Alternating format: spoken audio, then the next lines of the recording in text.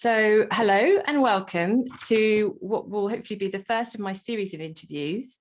I couldn't think of a better person to kickstart my conversation with series than Christa Mackinnon. Christa has been my teacher, guide and mentor since I started on my shamanic path in 2019. I initially came across her work when I was trying to find out a bit more about shamanism, and I read her excellent book, Shamanism, Spirituality and Therapeutic Practice. Christa has since gone on to publish 3 more books on shamanism. Originally from Germany, Christa trained in social psychology at Berlin University, where she also worked in research. She then started working as a therapist, specializing in complex trauma and child abuse, and also acted as a trainer and consultant for international organizations working in these fields. She's also a clinical hypnotherapist and lectured on the subject for London University and the University of Exeter Medical School. What impressed me about Christa is how she's taken all the knowledge and experience from her clinical trainings and has combined them with her view of the world, which is, in her words, energetic in nature. She embraces the mystery and enchantment in life and has helped many other therapists connect to their spiritual side and to use shamanic tools to enhance their life and also their practice with clients. She is also a passionate activist for the environment and women's rights. And most importantly, she knows how to bust some serious moves on the dance floor. Welcome, Christa. Thank you very much for that lovely introduction, and thanks for having me here. And I feel quite honored that I'm the first person you will be talking to for your new venture. It's great. Thank you. So I just wanted to start off really wanting to know about how you first discovered shamanism and what attracted you to its teachings. Right. Yeah, it was an interesting journey, you know, because I was always a spiritual person, but I went more towards the east in the beginning. So I traveled after university for quite a while and lived in an ashram in India, and I was quite fascinated by Buddhism, and I did a lot of spiritual work in that direction. And then as life goes, I went into a serious career and changed country and came to the UK and had a child, and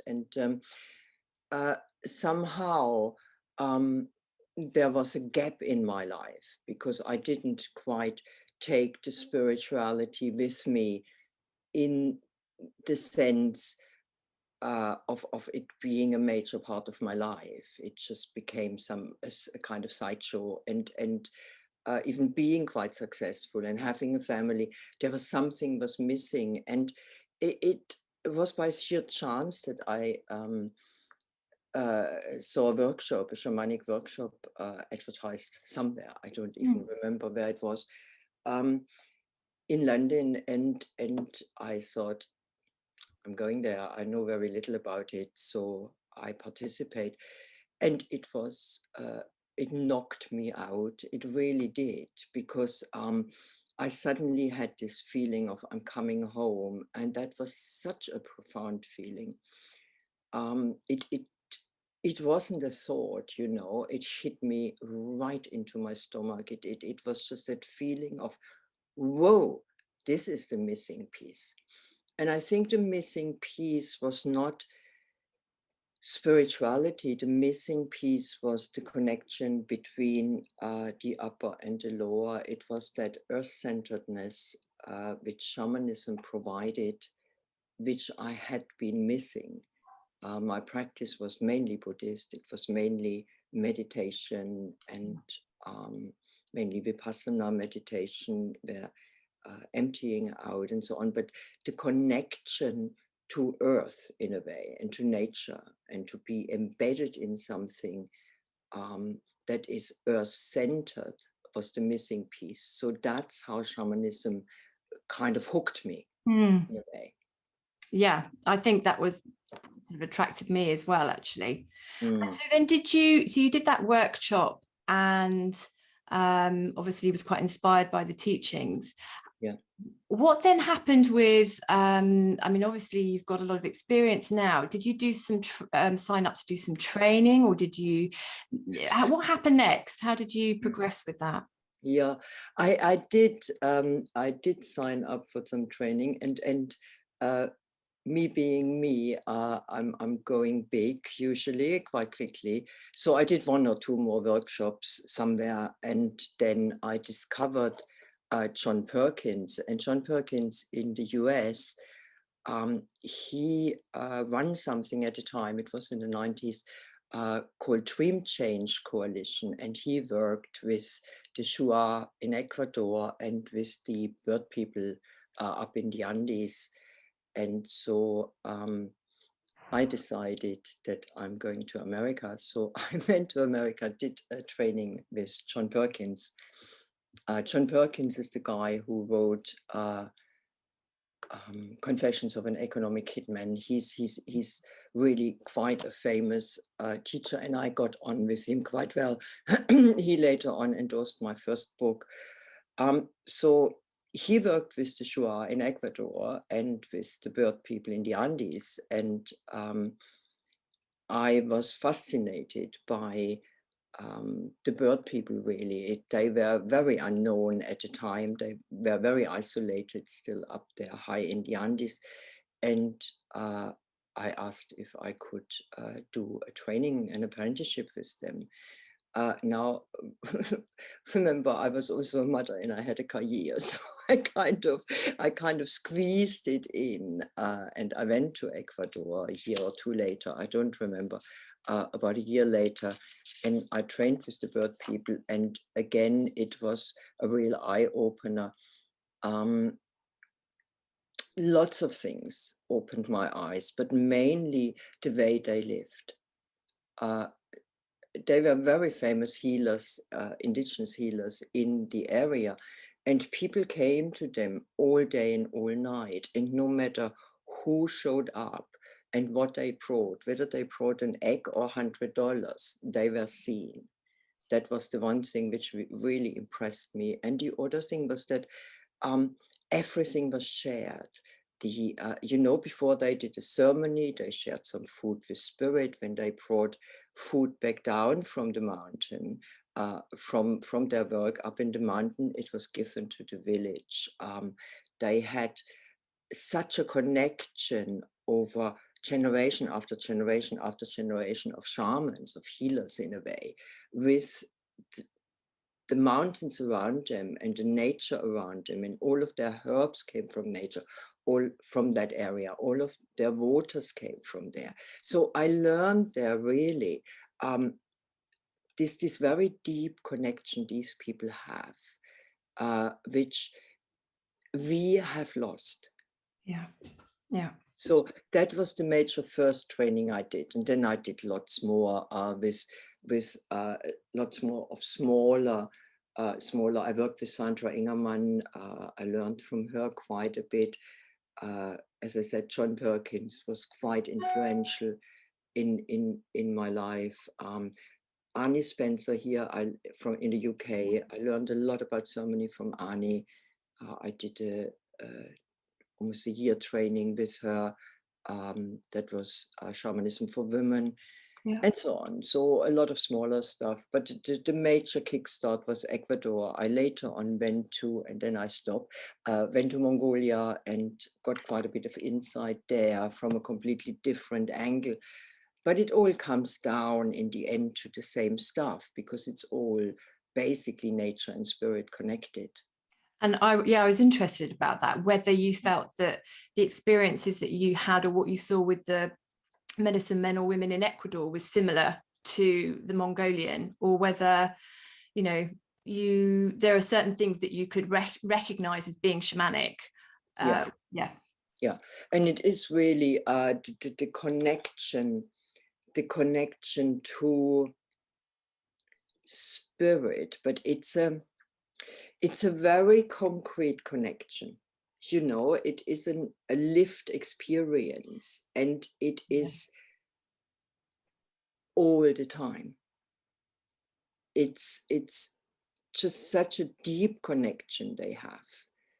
And that is the same in Mongolia as it is in South America, as it is in North America. I have also worked a bit with indigenous people in North America, not that much, but I'm very fascinated by the medicine wheel and all these teachings. They're close to my heart. And it is this connection to earth, and this connection to all there is, and seeing the world energetically. And do they work, and both, whether that was Mongolia or Ecuador, were they working, was there sort of one main medicine man or medicine woman, or were they working as a group? Yeah, it depends. I mean, Ecuador, that was a whole family, and that was generation after generation. So there was the old shaman, but his two sons were already involved. And now, I know now the grandson, for example, is already involved. And it's usually passed down from generation to generation. That's the traditional way. You have two traditional ways of being a shaman. One is it's passed down over the generations.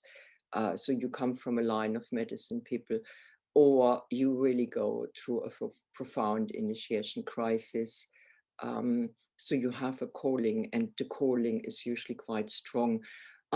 Some of them do work in groups, but the ones I worked with, it's usually passed down. In Mongolia, it's very difficult to judge because they had such a long interruption. I mean, they all had, in a way, you know, when South America was conquered by the Spanish, these people were wiped out or went underground.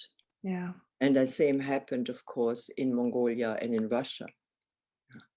They went underground. They were underground for many years, and they're only coming up in the last 10 years in a way. So the lineages are broken to an extent, and they do work in groups as well as individually.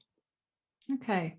So you had, and I know because I've spoken to you before, you've got lots of interesting experiences that we could probably go and talk about all evening, like the being buried alive, and maybe that's a story for another time. But you had all these experiences, and I'm assuming you were starting to kind of really think about perhaps bringing this back with you to the West and introducing people and maybe your clients to this work. And what was your I mean, how did you go about sort of formalizing a framework to then work with clients? Was that something that took quite a lot of time, or? It developed, and it did take time. Because, of course, working as a psychologist and a therapist, and mainly as a trauma specialist at the time,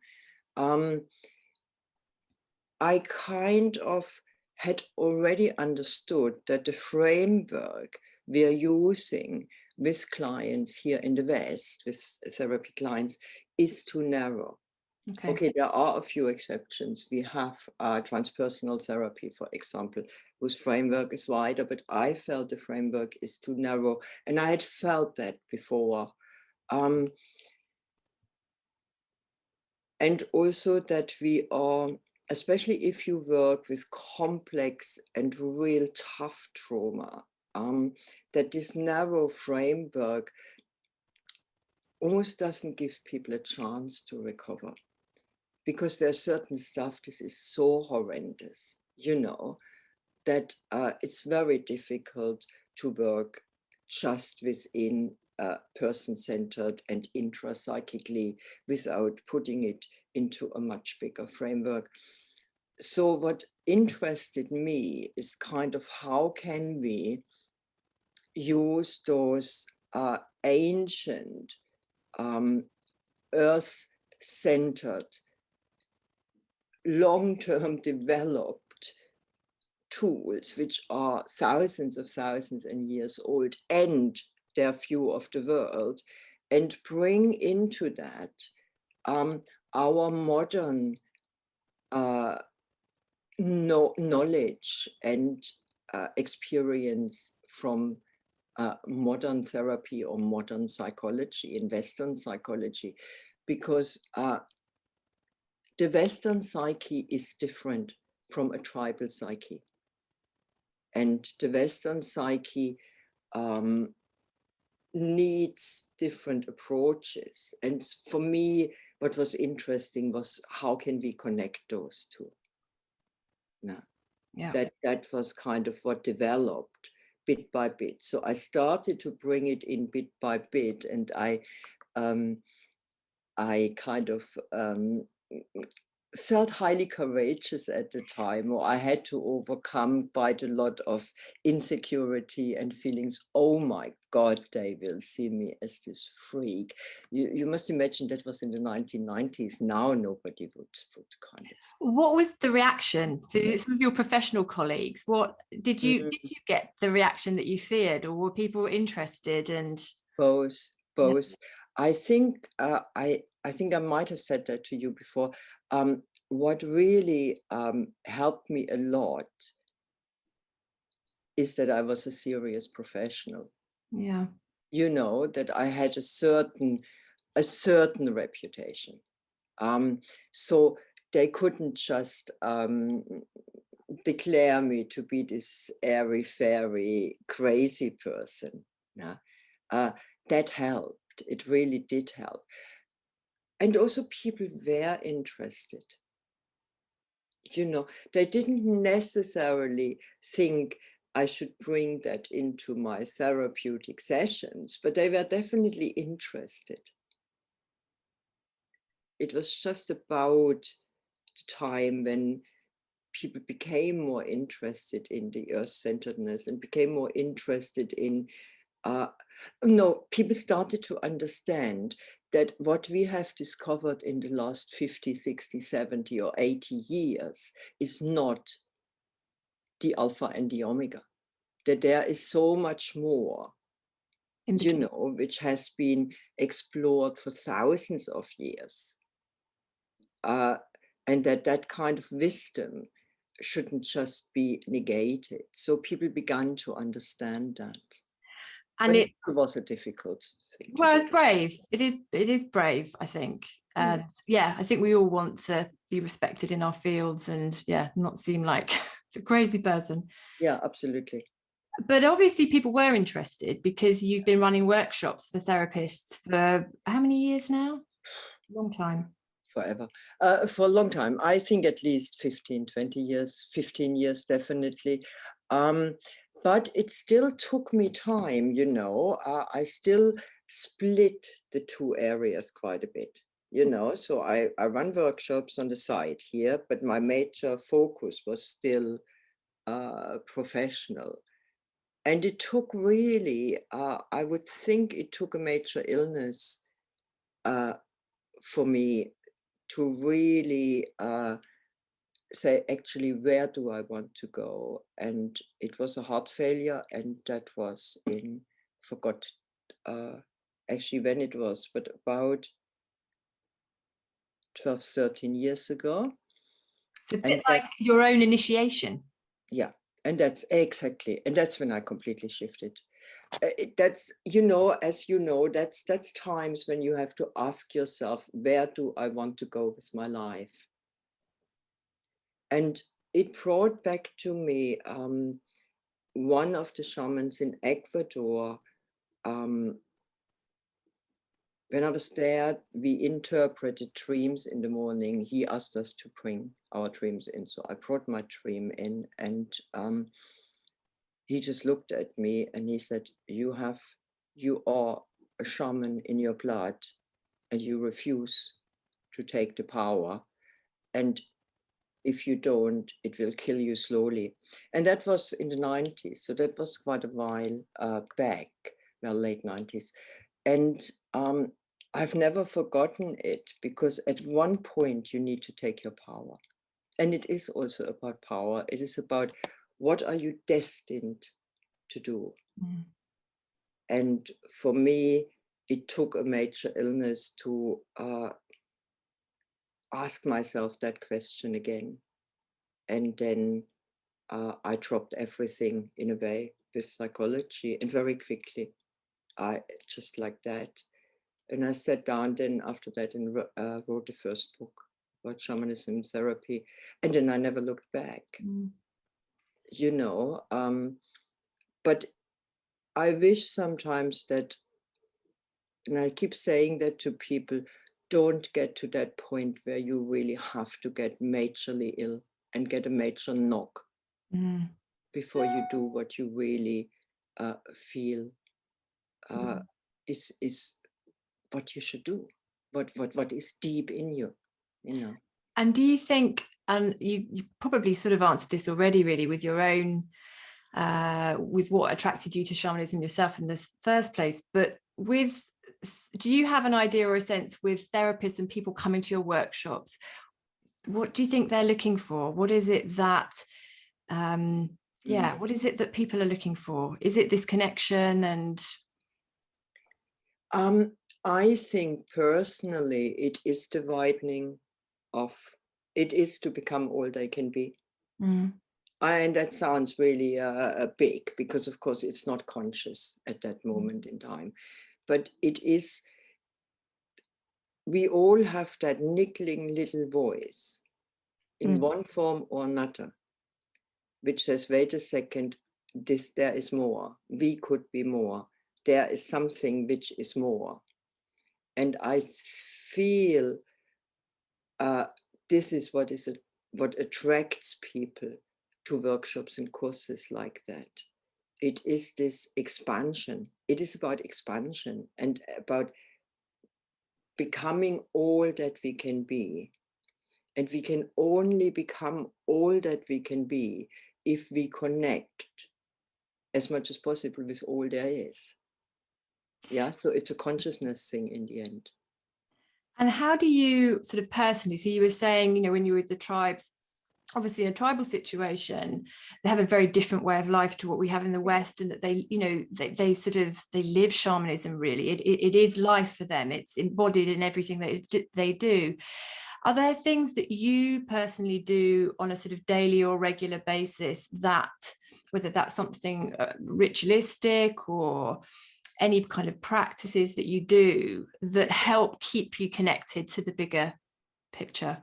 Yeah, and to the wider. Yes and no.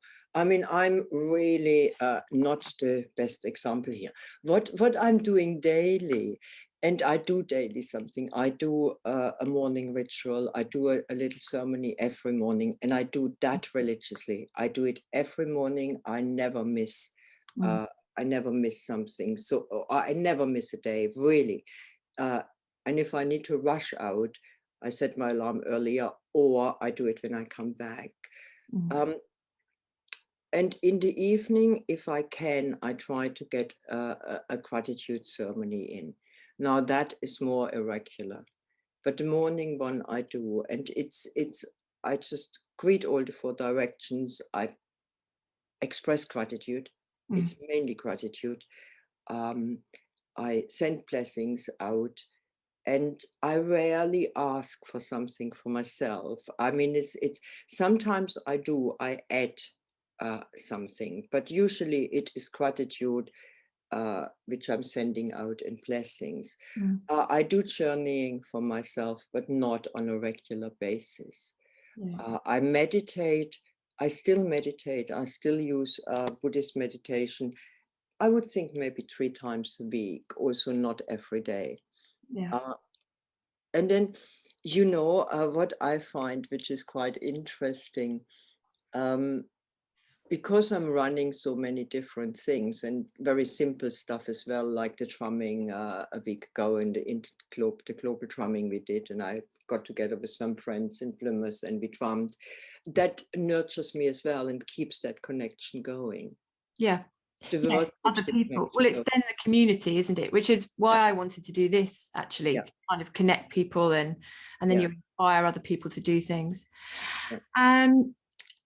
This could be a big question, but I just was interested in your take on what the word sacred meant for you. What meaning does the word sacred have for you? That's interesting. It's a really interesting one, because what does sacred really mean? It is something that should be honored, something that is essential, something that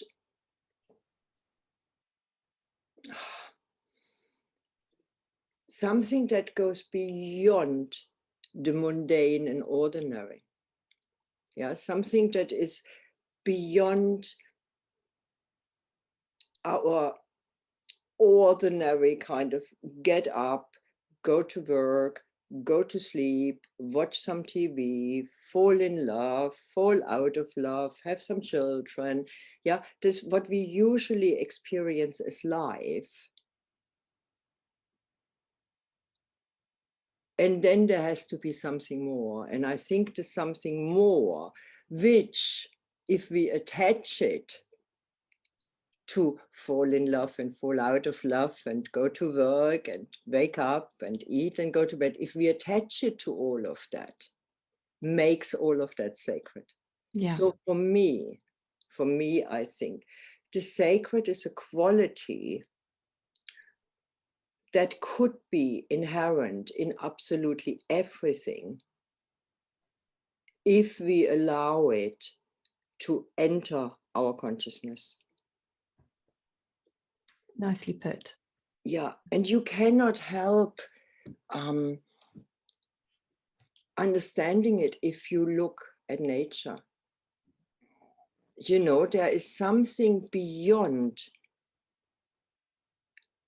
our consumer-orientated, this life consciousness. There is something eternal out there which is quite big, and it's an underlying energy. And if we begin to attach it to everything and begin to understand that, then we understand that life is sacred. So it has nothing to do with a God. It has something to do with a force that underlies creation, or that underlies this incredible thing which is called life.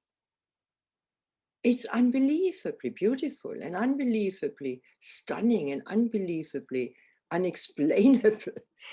And I think this is sacred, and it goes beyond the ordinary. Yeah. But underlies all the ordinary. So it becomes something which involves our consciousness to experience and to see it and to understand it. So it's unexplainable, and it's in a funny way, isn't it? Yeah, but that was a good explanation. It was a good attempt. And I wanted to lead on to that for the sort of last sort of 5 minutes or so, just because I know that you're putting a lot of sort of your energy and focus now onto sacred earth activism. That's kind of a current passion of yours. Yeah. And this idea of, I mean, you've had all this with Stonehenge and protecting what is a sacred place. And that, some people tend to disconnect from the sacred, and I guess if you don't have that connection, you don't appreciate it. And I think that's, again, possibly why people are interested in your courses and training, because we do have a sense of that, and that we've lost that connection and want to reconnect. So do you want to just say a little bit about why Sacred Earth Activism is important to you? And oh, thanks for coming to that. Yes, that's a newer development. I mean, I have been, funny enough, when I said I was always spiritual, I was also always political. And to bring those two together was actually more difficult for me than bringing it into the therapeutic and into psychology. Because there was, of course, and that's the New Age movement, a very clear-cut message which came from all sides: you cannot be spiritual and political. And no matter how often you told people, look at Nelson Mandela or Gandhi, they were both, you know, it was a no-go area. The Sacred Earth Activism stems mainly from a belief, and I say it's a belief because I cannot prove it, but everything points in the direction that we have run this planet down to a point where we are in danger of, I don't want to say extinction, but a lot of us, including a lot of species, will get extinct.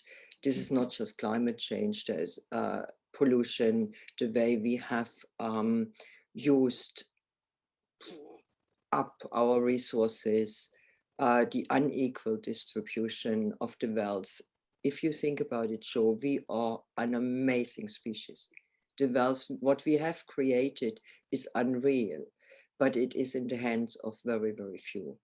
Yeah. And we have half the world still living in horrendous circumstances. So all of this, I think we are going towards a collapse. And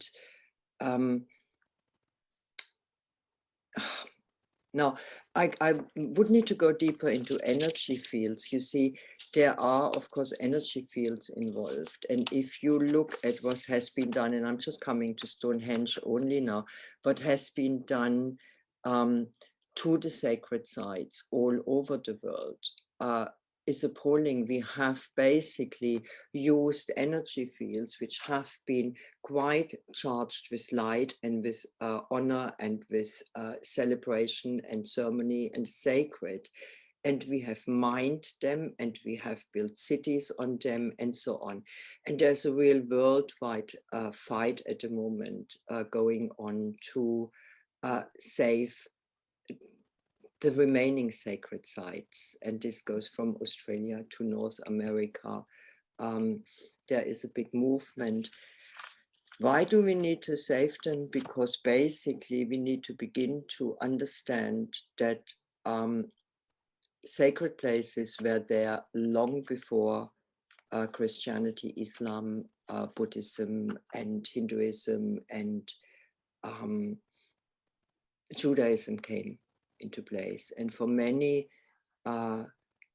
older cultures, the sacred places are not stone buildings. They can be just pieces of land. Or in the Aboriginals, they are rock creations where the paintings are.